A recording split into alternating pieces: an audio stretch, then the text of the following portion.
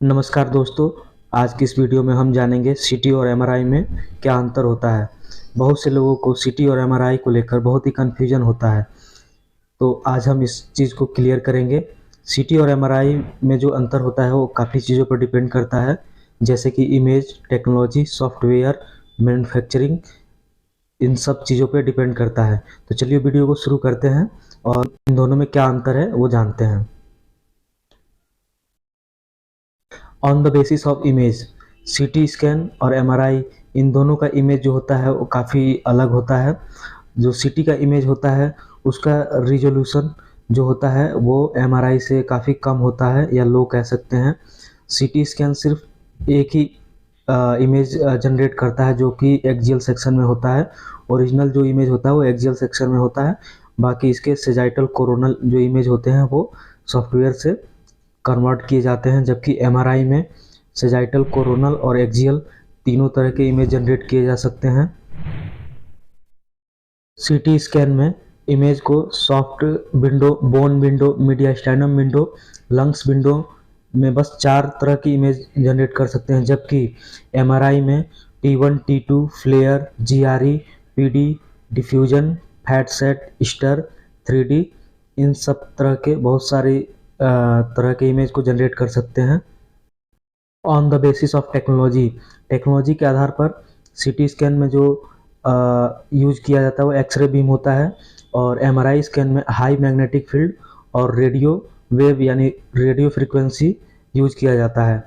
CT scan में Fourier reconstruction algorithm use किया जाता है इमेज को कन्वर्ट करने के लिए। जो सिग्नल सीटी स्कैन में आता है उसको इमेज में हम कन्वर्ट करने के लिए जो सॉफ्टवेयर यूज़ करते हैं उसको फोरियर रिकंस्ट्रक्शन एल्गोरिदम बोलते हैं, जबकि एमआरआई में के स्पेस फिलिंग टेक्निक यूज़ किया जाता है। Working function of CT scan, CT scan का जो वर्किंग फंक्शन होता है वो एक्सरे के प्रिंसिपल और प्रॉपर्टीज़ पे बेस्ड होता है। सबसे पहले पेशेंट को हम सीटी स्कैन टेबल पे लिटाते हैं, और जो सीटी स्कैन में एक्सरे ट्यूब और डिटेक्टर जो एक दूसरे के अपोजिट डायरेक्शन में होता है वो पेशेंट के चारों ओर 360 डिग्री रोटेट करके मल्टीपल प्रोजेक्शन से बॉडी के इंटरनल ऑर्गन और स्ट्रक्चर को इमेज में कन्वर्ट करता है, जिसको एडीसी यानी एनालॉग डिजिटल कन्वर्टर द्वारा मॉनिटर पर दिखाया जाता है। Working function of MRI, MRI में सबसे पहले पेशेंट को हाई मैग्नेटिक फील्ड में लिटाया जाता है, जिससे कि पेशेंट के बॉडी में रैंडम मूवमेंट करने वाले हाइड्रोजन एटम और प्रोटॉन जो हैं वो एक पर्टिकुलर डायरेक्शन में अलाइन हो जाते हैं। उसके बाद से ट्रांसमीटर कॉइल द्वारा आरएफ फ्रीक्वेंसी यानी रेडियो वेव सेंड की जाती है, और सेंड की गई आरएफ फ्रीक्वेंसी का जो पार्ट होता है वो पेशेंट के बॉडी में एब्जॉर्ब होता है, रिफ्लेक्ट होता है। तो जो पार्ट रिफ्लेक्ट होता है उसे रिसीवर कॉइल द्वारा रिसीव करके के स्पेस फिलिंग टेक्निक द्वारा इमेज जनरेट किया जाता है, जो कि बहुत ही क्लियर और डिटेल्ड इमेज होता है। सीटी स्कैन स्कैन के बेसिस पे 2 पार्ट में इसको डिवाइड किया गया है, जो कि पहला है एक्सियल स्कैन, सीक्वेंशियल स्कैन या कन्वेंशनल स्कैन बोलते हैं इसको।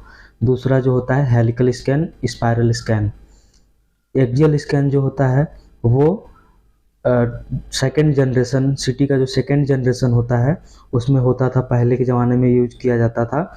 इस स्कैन में पेशेंट का जो बॉडी पार्ट होता है वो पहले स्कैन होता है, फिर कुछ देर के लिए स्कैन रुक जाता है, पेशेंट टेबल जो आगे मूव करता है, फिर स्कैन करता है, फिर कुछ देर के लिए रुक जाता है।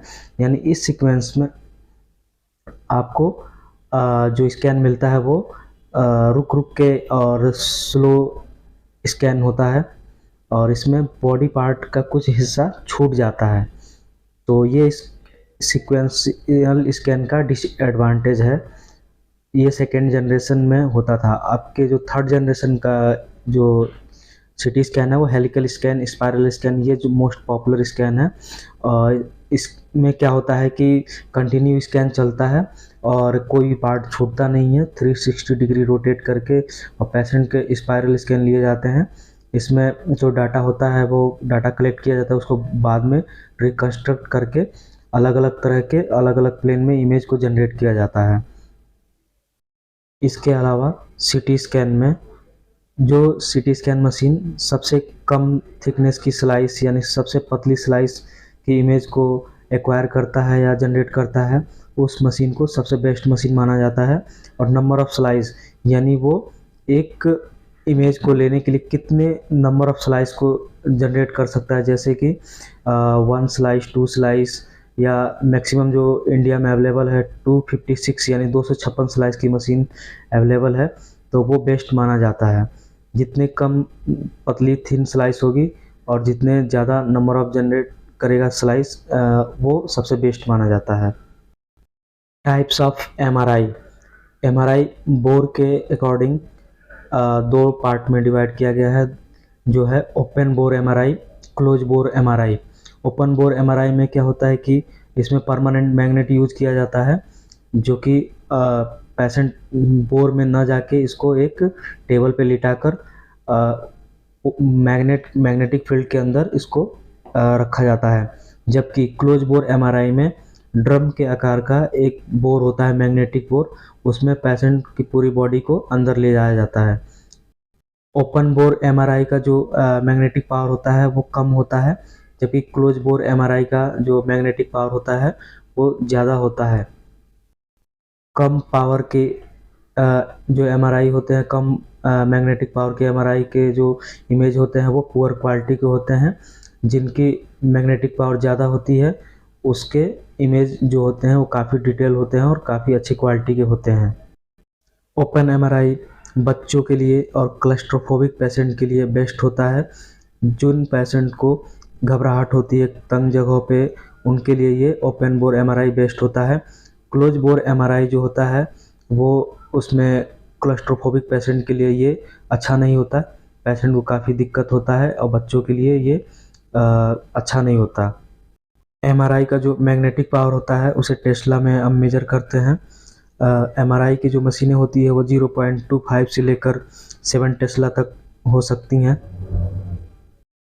कॉस्ट बेसिस पे अगर हम डिफरेंस देखें तो सीटी स्कैन का इंस्टॉलेशन चार्ज जो होता है एमआरआई के कंपैरिजन में कम होता है। एमआरआई में जो इंस्टॉलेशन का जो खर्च होता है वो काफ़ी ज़्यादा होता है।